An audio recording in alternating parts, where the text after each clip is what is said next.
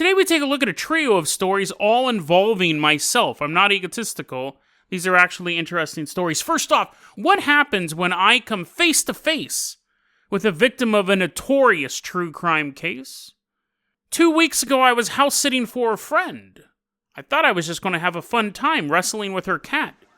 Instead, I saw the shadow people.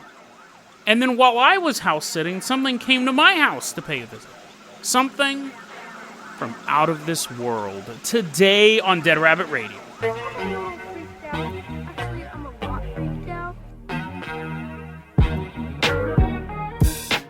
Hey everyone, welcome back to another episode of Dead Rabbit Radio. I'm your host, Jason Carpenter. I'm having a great day. I hope you guys are having a great day too. I hope you guys had an awesome weekend. We got a ton of stuff to cover, so we're going to get started right away. First off, let's give a shout out to today's supporter, Cameron. Everyone give a round of applause to Cameron. He is driving a tank into Dead Rabbit Command. He's running over a bunch of stuff. Move out of the way. Tank's coming. Cameron actually made a very generous donation during a recent live stream. So Cameron, today you're going to be our captain, our pilot. We're not taking the tank. We should have a tank though. But we'll figure that out. We're not taking your tank, but you can park it here. You're going to be our captain, our pilot this episode. If you guys can't support the Patreon or can't make a donation during live stream, I totally understand. Just help spread the word about the show. Really, really helps out a lot. We also have a merch store. I always forget that. Merch store in the show notes. So everyone, let's take a walk through Dead Rabbit Command. We're all wearing our Dead Rabbit uniforms. It's just pajamas. We're very casual here. We're wearing really cool pajamas. And before we go anywhere, the stories I'm going to talk about, I talked about during a live stream I did recently, the one that Cameron donated on so generously. But if you watch that live stream, this episode's going to have more information. This isn't a repeat. I'm not replaying the audio from that episode or anything. It's not a clip show. Even if you did hear the live stream, this episode, I implore you guys to stick around because there's a ton of new information involving all the stories. I talked about 2 of them on the live stream. We're going to go into more detail now, and then the ending is definitely something that wasn't on the live stream. So, Cameron, I'm going to go ahead and toss you the keys to the Jason Jalopy. We are leaving behind Dead Rabbit Command. I want you to hit that back in time button. We are traveling back in time to the early 2000s. We're specifically going to one of my favorite places in the world. Cameron, make a left here. We're now in Orangevale, California. So, the Jason Jalopy is pulling into Orangevale, California, a suburb of Sacramento, California. I spent a lot of my life there. Some of my happiest memories are there. Not all of them. I'm having happy memories here as well. But Orangevale, California is dope. If you can stand all of the meth and the hardcore white supremacists openly just walking around a super bizarre little suburb. You're just like, what? Did I just see that? Well, I remember once I was driving on the road and a gang fight broke out between 2 rival groups of white supremacists. It blocked traffic, and people were like honking their horns. And then the fight just kind of ended, and everyone just got in their cars and drove away. It wasn't spectacular. Like, I remember being like, oh, come on, man. I'm trying to get to my grandma's house. These guys are picking each other up and throwing each other into the concrete. And then they all got in their cars and drove away, and then everyone just went about their business. People went to Jack in the Box. That's Orangevale for you. You watch a gang war. 2 white supremacist gangs beat the crap out of each other at 3 in the afternoon. And then you're like, can I get a grande frappuccino, please? But we're in this area. Okay? But it is a really nice area, other than that stuff. Other than the white supremacist gangs and the meth. It's great. It's totally great. You should live there. We're there. It's the early 2000s. I was staying with my grandma. I miss her dearly. She's an amazing woman. My great-grandma, my grandpa, and all that. Really, really awesome family. I would visit my grandma all the time. I used to live with her, and then even when I got my own place, I'd be over there all the time. Free food, man. Free food, dude. Chili and spaghetti and all sorts of stuff. But anyways, I remember once I was there, and I was spending the night. And I'm sitting there on the couch, and my uncle's there, my grandma, because my uncle did live there. My grandma's there. My grandpa's there. It was always a really crowded house, and it was probably like 8 o'clock at night. I'm trying to remember the specifics. I remember it being nighttime, and this guy comes over, super drunk. Now, again, not like Rodney Dangerfield, lampshade on head drunk, not wild and crazy guy drunk, depressingly alcoholic drunk. And I'm thinking, this guy drove here. This guy drove here. Because he's just like, Hey, what's up? Again, that makes it sound funny. Hey! No, he was one of the drunkest people I'd ever seen in my life. And I remember I don't like being around drunk people. Or really, I don't like being around, it's different like when you're kind of at a party and people are buzzed. But I don't like being around drunk people. I don't like being around people who are high because they're just too unpredictable. Like, someone who's stoned, sure, I can deal with that, and I can deal with someone with a buzz.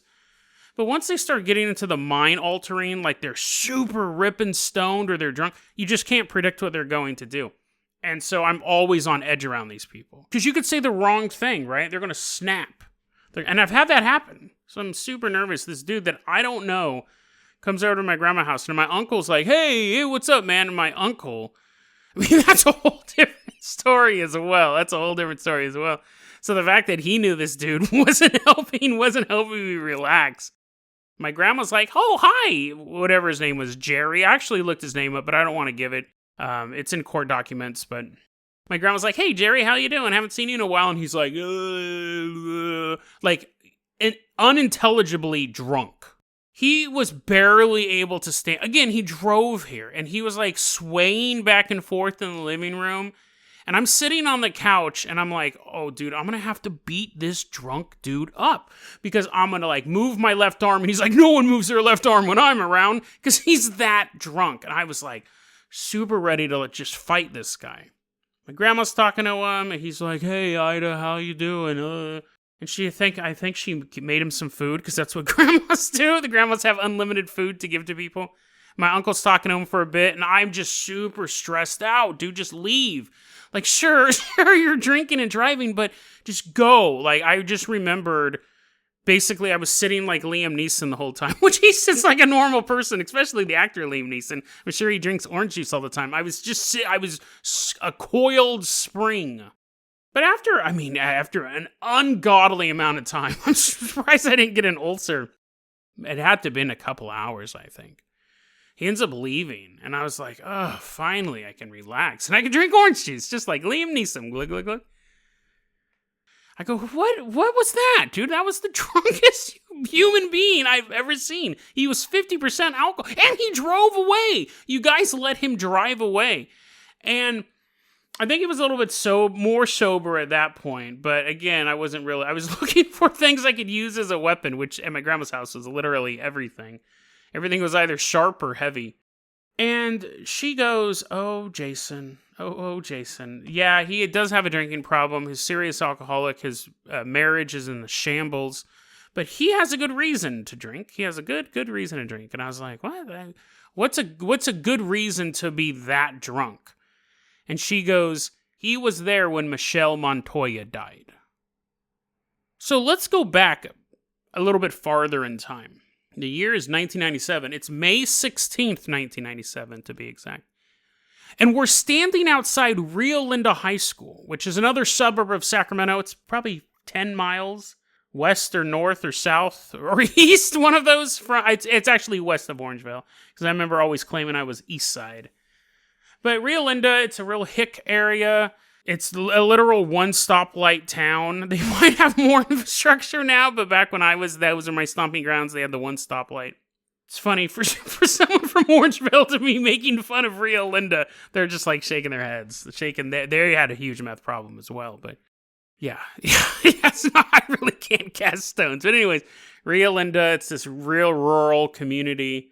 Rio Linda High School, it's May 16th, 1997. There is a senior. Her name is Michelle Montoya. She's 18 years old, and her teacher says, hey, can you stay after school? I want to have a school meeting with you. Now, this meeting was supposed to take place at 2:30. It got delayed to 2:50. Michelle Montoya is just hanging out. So after the meeting, she needs to make a phone call to call her guardian to pick her up. And the teacher says, hey, you can use my phone. She had a cell phone, but cell phones weren't in wide use back then. And they cost money, they cost per minute. Michelle's like, no, I'll find a phone. And the teacher thought that was odd. She figured Michelle would just go to the office and make a phone call there. There was a custodian named Alex Dale Thomas. He had just got hired on May 5th, 1997. He'd only been working there for 3 days. Now, back then, California had a stupid rule that a temporary or substitute employee of a school could be hired and start working before their background check cleared. So Alex Dale Thomas definitely needed to have a background check done. He had 8 felonies before he got the job as this guy. And they were like attempted murder. I think one of them was aggravated manslaughter. He's not Liam Neeson. He was a member of a street gang. He was a member of the Crips. And he was like the 107 Crips or something like that. And he had 107 tattooed on his forehead. He's not a huge fan of the radio station. He's a huge fan of engaging in gang activity. And to cover it up, he just put makeup on his head and went into the job interview. And they're like, you seem like a great candidate.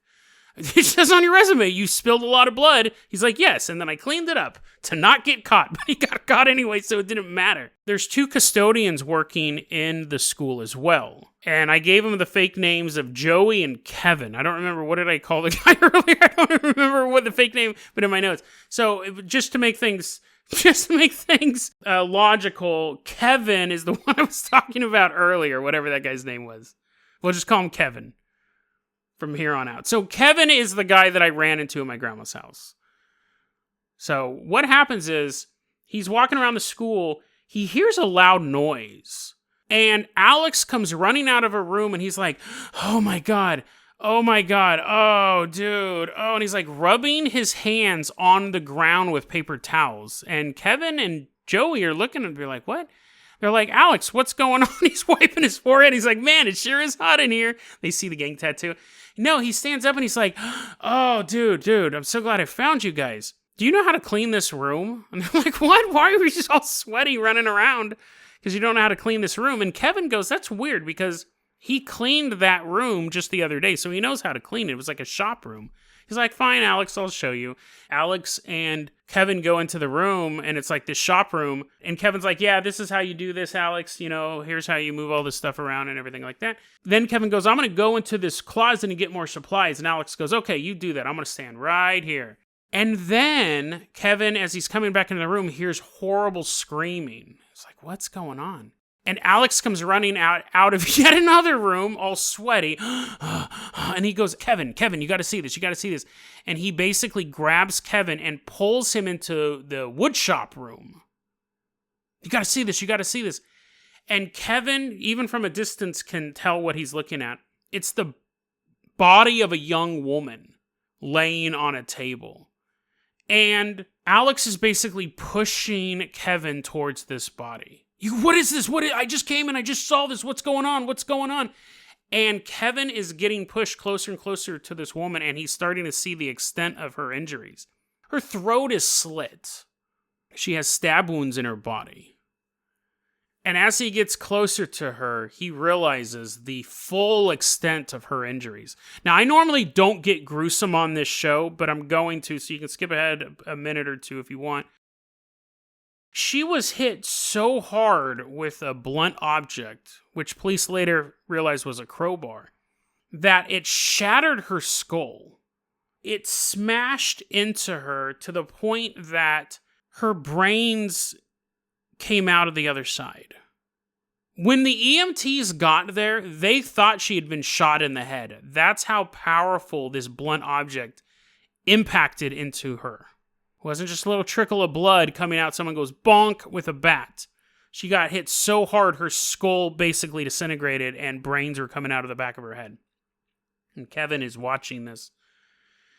And he's basically being held there by he doesn't really know this at this point, but the murderer of her is holding him there.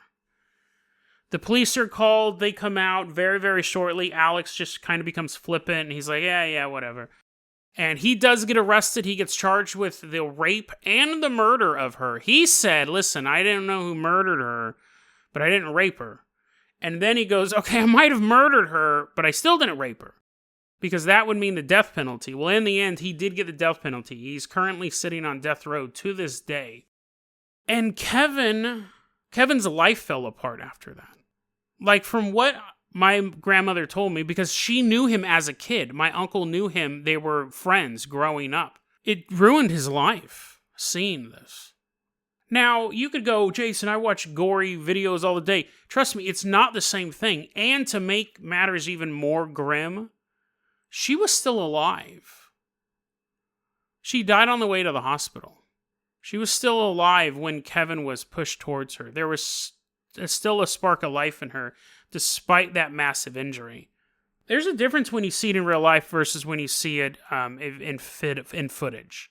I've seen a bunch of gory, like, faces of death type stuff, and then I've seen people die in real life, like, right in front of me die, and it does affect you.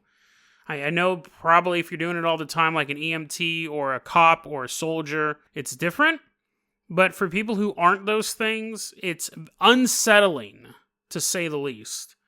And I've never seen a murder victim die. I've seen people die in car accidents. Like, you get there, you're watching them, you're trying to help them, and they die. I've had that happen to me a couple times. And I've lost count of how many just dead bodies I've seen. Because I used to work at a crematory. And you get used to those. It's totally different seeing a dead body versus seeing somebody who's still alive die. But it ruined his life. He actually, after that, he developed a obviously serious drinking problem. Serious drinking problem. His marriage was falling apart. And that's really the last I ever heard of him. I think it's interesting, it's a tragic story. But it's the story of all the effects that happen with true crime. You know, when we read about them in books, when we watch the news, it's always so sanitary.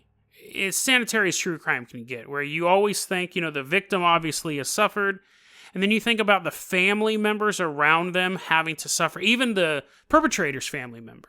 Maybe the person was mentally ill and they wanted to get help for their son or their daughter and they didn't, and then they ended up doing something awful. But yeah, I never thought about those even side victims. That story went longer than I thought, but I think it's an interesting story. We're going to keep moving forward. We got to say goodbye to Orangevale, California. Wave goodbye to my grandma, my grandpa, my great-grandma. Waving at them. They're forced ghosts now, but they're still watching over us. Everyone give them a good wave. Cameron, I'm going to toss you the keys to the Carpenter copter we're leaving behind Orangevale, California. We are headed back home. Carpenter copter is flying up north. We're going to land at a little house in the middle of the town of Hood River. This happened, it's funny, I probably should have looked up the dates. It wouldn't be too hard. This happened, I believe, on the 15th or the 22nd, one of the two. It happened very recently, and I talked about it in the live stream.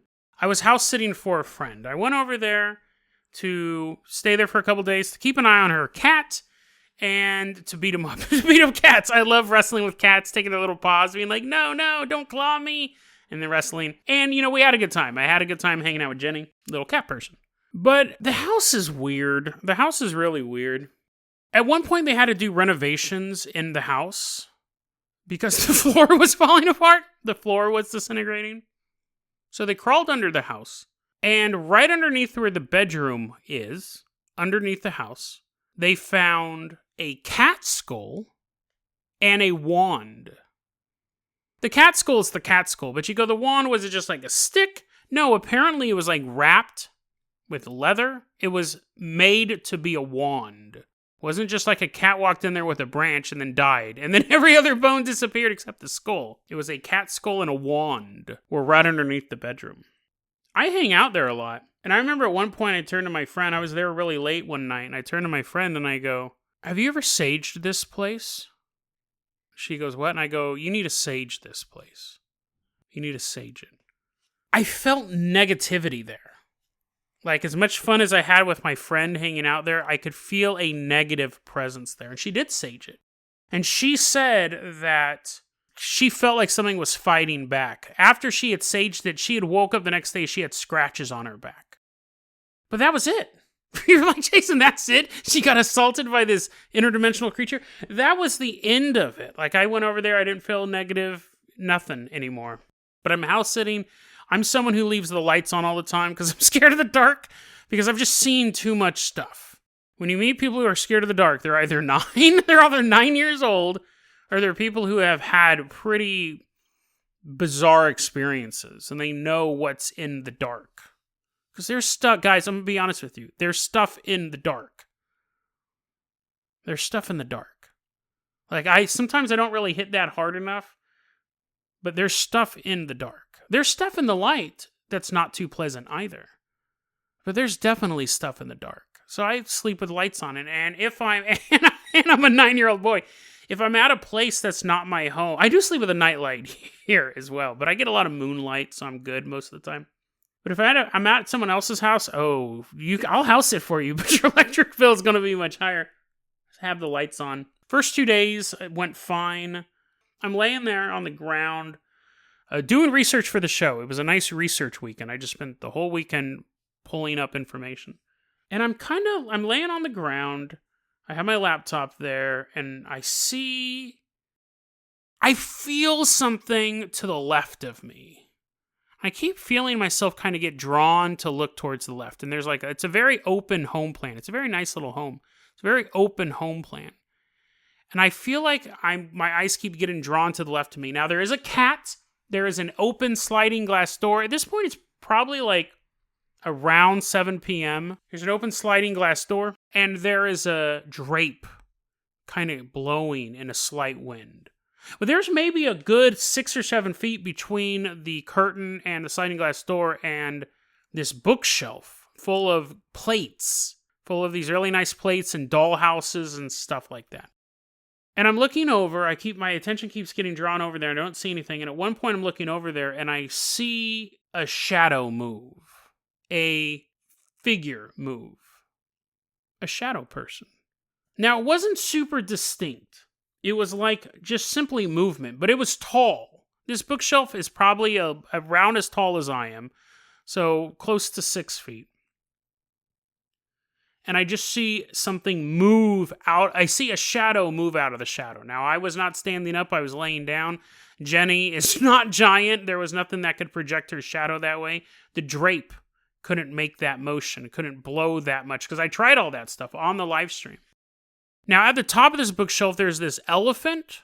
So it actually gives because normally a bookshelf just has a shadow, like a rectangular or kind of a diffused shadow.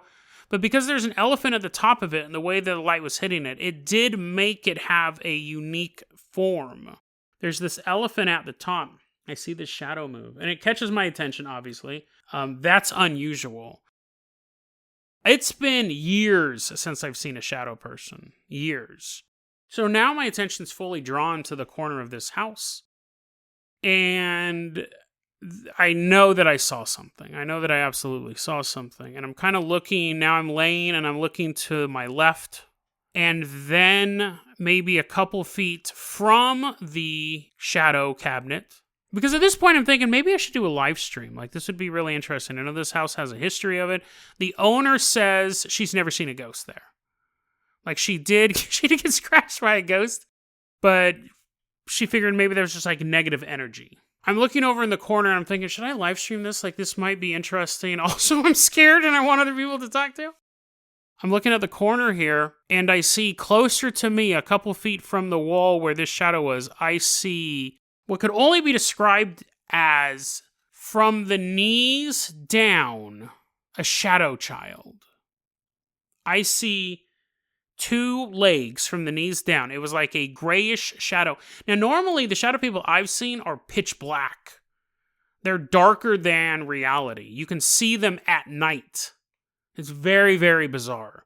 You can see a shadow person in a pitch black room. They're darker than the absence of light. It's a very bizarre phenomenon. Now, I've seen them in fields. I've seen them in dark rooms. They're beyond black. Very, very bizarre phenomenon. This was a diffused gray. It was almost like a... You know what's funny now that I think about it? Didn't we cover recently a shadow person that was staticky? Did we do that? Did I cover that story? This seemed like it was a diffused shadow, like a shadow that wasn't fully formed. It matched the type of shadow that was being projected from the wall, but now we're feet away. We're now 3 or 4 feet away from the wall, in the middle of the room. This wasn't against the wall. It was a 3D shadow walking, not necessarily towards me, but in my direction. I see just the movement of 2 legs go doot, doot, doot. But I did the live stream. There was actually some confusion of when the live stream was actually aired because I wasn't really paying attention to it, but it's going to play a part in our next story. So I posted this on YouTube. When did the live stream go up? And I want to give a shout out to Free EXP, Cthulhu, and Alejandro News. They were able to actually figure out the time that the live stream was going on. A lot of people were giving helpful suggestions, but they're the ones who actually were able to nail down when the live stream was going on. So thank you so much for figuring that out. We did the live stream. Now, I asked her later, I texted her that night and said, by the way, your house is haunted, your electric bill is even going to be higher. And I talked to her when she came back, and I go, did you get anything new recently? Did you get any? And I hadn't really told her much about what I'd seen, because she's on vacation, and I didn't really want to go over it on text. I go, did you guys get anything new in the house recently? And it's so funny, because when I said that, I already knew the answer. I just knew the answer. It was the elephant. She goes, yeah, I got a couple of little elephant toys. And I was like, yep. That's exactly where I saw this figure coming from, was the bookcase with the elephant on it. It was all seemed to be in that area. And I asked, I go, where'd you get it from? And basically, she got it from a friend, and the friend found these elephant toys. Are the toys themselves haunted? Are they some sort of conduit? Who knows? The first 2 nights I was there all by myself with Jenny, and there was nothing weird at all. Staying up late, researching spooky stuff, nothing weird at all. It wasn't until that night where, it was like 7 p.m. It was around 7:30 p.m. that this was going on, and then I start the live stream. So you think that's the end of it? I thought it was the end of it. A nice little cool live stream that we did in a possibly haunted house. But then I come back home. I'm house sitting in my own house. And one night, I get a message from my neighbor, Erica. She texts me on the phone, and she goes, hey, what's up? How you doing? I was like, hey, fine. She goes, hey, did you hear that noise the other night? Was that you? I was like, what? No, I don't think so. I mean, what noise? And she sends me this audio clip that I'm about to play for you in a second. But this noise we figured out because I wasn't even home that day. I was house sitting across town. She told me this happened around 7:45. She said it happened 4 times. And that's why I needed to find out when the live stream was going on. While I was live streaming, this noise was happening at my place. So I'm going to play it for you. I'm going to play 2 different versions of it. The first version is the raw, completely unedited file. It's going to be hard to hear, so you might want to turn your headphones up, and then I'll give you a warning when we're going to play another version. But here's the original raw audio file from Erica.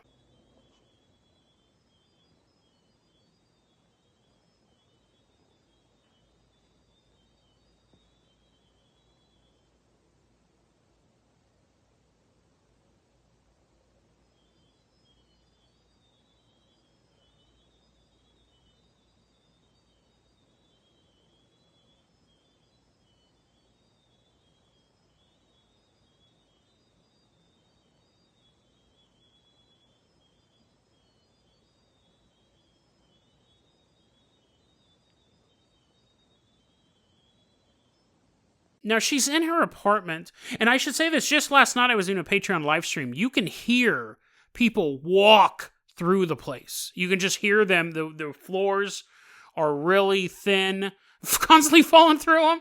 The walls are paper thin. It's a great place to live, but you can hear people walking around all the time. So she's hearing this sound move back and forth, but she's not hearing anyone walk. She goes, there was no movement except for this sound floating back and forth down the hallway. Now, you guys might want to turn your headphones down a bit because I'm going to play a version of it where I've actually compressed the audio, which actually expands it. It's weird. Audio is weird. And I've EQ'd it, and I've actually reduced some of the background noise. It's going to sound more metallic-y this time. The first version, I describe it, it sounds like what glitter would sound like. It sounds magical. It sounds magically delicious for your ears.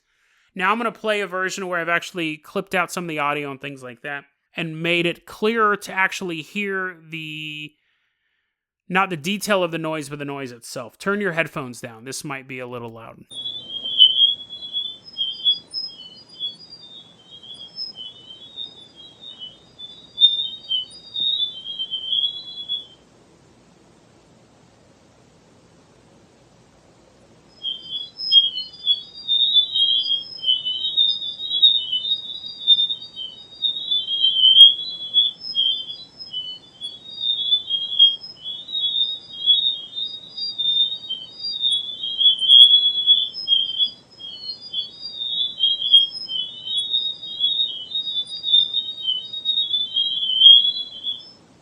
Now, let's be skeptical about this for a second.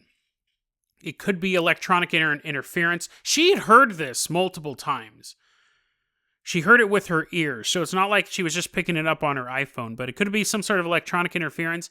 It's not someone walking around making the noise. It's not a human with a Geiger counter or anything like that, because you would hear them walking. We talked about this on my Patreon live stream last night because I previewed this audio clip for them. I said you could argue that it could have been a drone flying up and down the hallway. That would account for no one making footsteps. And while that would be a super funny prank, who would do that? But those are the skeptical answers. And then you have answers again, of course, like it's so funny because when I started doing the live stream, I thought I am now announcing that I'm not home. So, I mean, you got to worry about that type of stuff too, right? Like spies coming in, they know I'm Liam Neeson. They're trying to take all my orange juice. But obviously, that sounds alien. And last I checked, CIA agents do have body weight. They can make movement with their feet, or DEA, or NEA, or PBS, or whoever else wants to come after me. It sounds alien. Especially the raw audio file. Again, I don't know how well the raw audio file that I'm going to play comes across. I'm going to try to at least boost the volume, but it just sounds so sprinkly, magically, electronically. When I did preview it for the Patreon listeners, Barfy Man said, it sounds like a conformer.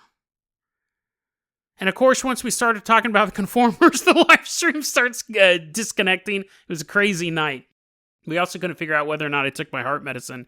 We had 10 minutes of whether or not we had a review footage to see if I had taken my heart medicine. It was great. If you're a Patreon supporter, you got to watch those live streams. The conformers were a race of aliens. Some people say they're the only race of aliens. Every other alien is just made up. There's only one type of alien. It's the conformer. It's a alien made out of silica. It's not a carbon-based life form. And the way they talk, it sounds like pebbles dropping in a bucket. In a metal bucket. Now, it doesn't sound so much like that, but it does. Thanks for the nightmare, by the way, Barfy Man. But it does definitely sound alien. Maybe magical. Maybe a fairy was floating up and down the hallway. Maybe spiritual. But I thought it was very, very interesting timing that while I was announcing I'm not at home and I'm having a paranormal event across town, something comes to where I live and a paranormal event happens here. Were the aliens sneaking into my apartment? Were they trying to pick my lock? Was a rock man trying to pick my lock? They don't even have arms. They're just like rocks. I think they have like a tendril, but was a rock floating up and down the hallway? Were gray aliens materializing? Was the shadow people a simple diversion to get me to go on live stream so the aliens could watch the live stream? I don't know. Just a weird coincidence? The most likely suggestion, right? It was a weird coincidence. The shadow things were just trick of the light. My eyes were seeing things.